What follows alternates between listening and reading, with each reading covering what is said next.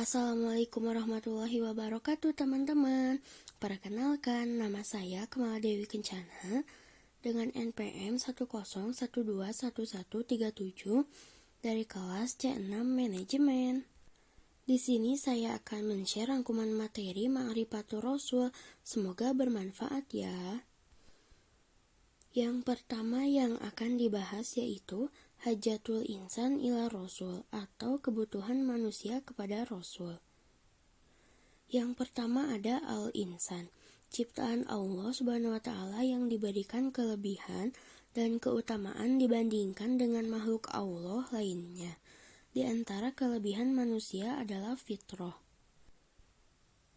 Secara terminologis, ungkapan Al-Quran untuk menjadikan konsep manusia terdiri atas 3, yaitu 1. Al-Insan, 2. Al-Bashar, yang ketiga Bani Adam dan Surriyat Adam atau keturunan Adam.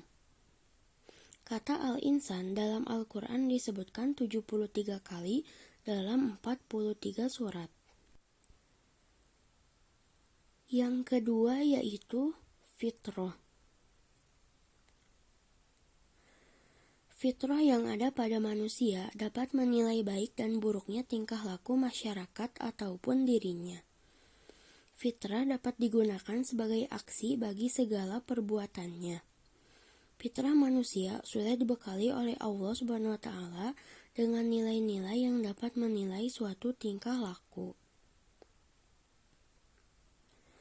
Beberapa fitrah manusia adalah keinginan manusia untuk mengabdi kepada Khalik, mengaku keberadaan Allah Subhanahu wa Ta'ala sebagai Khalik, dan keinginan manusia untuk hidup teratur. Fitrah ada 3. Yang pertama yaitu wujudul Khalik.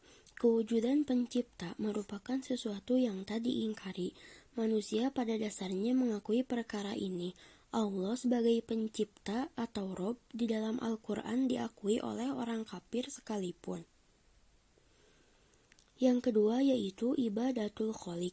Manusia secara umum mendapat perintah dari Allah Subhanahu wa Ta'ala untuk mengabdi kepadanya.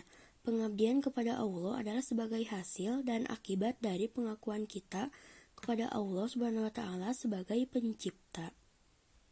Yang ketiga yaitu hayatul munadhamah. Petunjuk dari Allah adalah untuk memandu manusia ke arah yang lebih baik. Yang ketiga yaitu hidayatul Rasul. Apabila kita ingin mengasihi Allah, maka kita perlu petunjuk Rasul.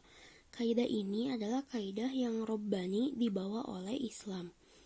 Oleh karena itu, syahadatain pun terdiri dari pengakuan kepada 2, yaitu pengakuan kepada Allah dan pengakuan kepada Rasul.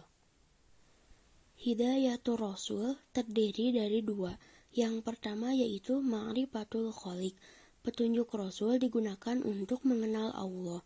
Mengenal Allah juga dapat dilakukan dengan cara memperhatikan dan memikirkan alam sebagai ciptaannya. Yang kedua yaitu Minhajul Hayyah.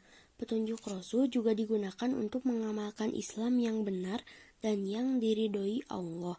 Rasul adalah teladan yang baik untuk diikuti dalam mengamalkan Islam secara benar. Yang keempat yaitu ibadatul shohi. Ibadah yang menyembah Allah dengan panduan mengikuti Rasul. Rasul sebagai penerima wahyu dari Allah harus diikuti dan sebagai keperluan bagi kita untuk menjadikannya sebagai contoh dan petunjuk dalam menjalankan ibadah yang benar. Ma'rifatur Rasul bagian kedua yaitu ta'rifur Rasul atau pengertian tentang Rasul.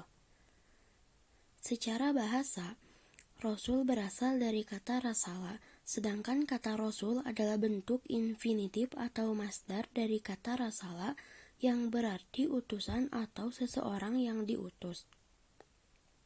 Sedangkan menurut istilah, Rasul adalah ar-rujulul mustafal mursalu minallahi birrisalati ilan nas, yang artinya seorang laki-laki yang dipilih dan diutus oleh Allah dengan membawa risalah kepada umat manusia.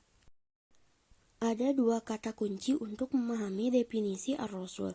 Yang pertama yaitu hamilur risalah, membawa dan menyampaikan risalah, dijelaskan dalam Quran Surat Al-Ma'idah ayat 67.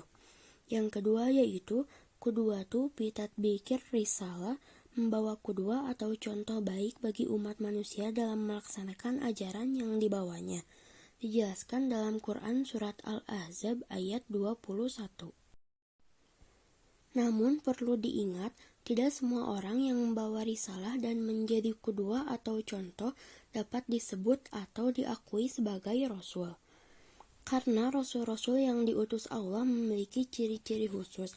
Yang pertama yaitu as-sifatul asasiyah, sifat-sifat dasar yang layak baginya, misalnya sifat sidik, amanah, tablik, dan patonah.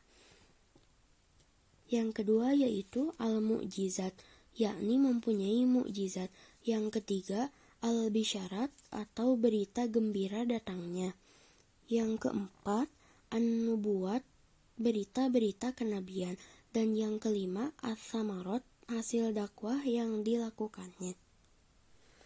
Ma'rifatur Rasul bagian ketiga yaitu manakatur Rasul atau kedudukan Rasul. Sikap orang akan berbeda-beda ketika berhadapan dengan orang lain sesuai dengan kedudukan orang yang dihadapi itu.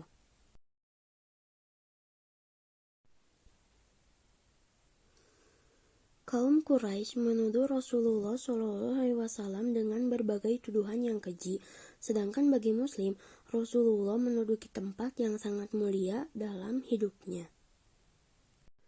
Kedudukan Rasulullah adalah sebagai salah satu hamba dari hambanya Allah. Sebagai hamba, Rasulullah SAW yaitu seorang manusia, memiliki nasab, dan memiliki jasad. Semua kisah hidupnya Rasulullah sebagai hamba Allah telah ditulis di dalam buku-buku sirah nabawiyah atau perjalanan Nabi. Menurut definisi ahli hadis yang berasal dari Nabi Muhammad, baik perkataannya, perbuatannya, dan ketetapannya adalah sunnah. As-sunnah yaitu sebagai sumber hukum, sumber sirah, dan sumber dakwah. Ma'rifatur Rasul bagian keempat yaitu sifatur Rasul atau sifat-sifat Rasul. Rasul memiliki sifat-sifat kerasulan, di antaranya yang pertama al-basyariyatul kamilah atau kemanusiaan seutuhnya. Yang kedua al-ismah, terpelihara dari kesalahan dan dosa. Yang ketiga sifat as-sidqu atau jujur. Yang keempat al-fatonah atau cerdas. Yang kelima sifat al-amanah atau terpercaya, dan yang terakhir al-iltizamul kamil atau komitmen yang sempurna terhadap kebenaran. Itulah beberapa materi tentang Ma'rifatur Rasul. Mohon maaf bila ada salah-salah kata. Wassalamualaikum warahmatullahi wabarakatuh.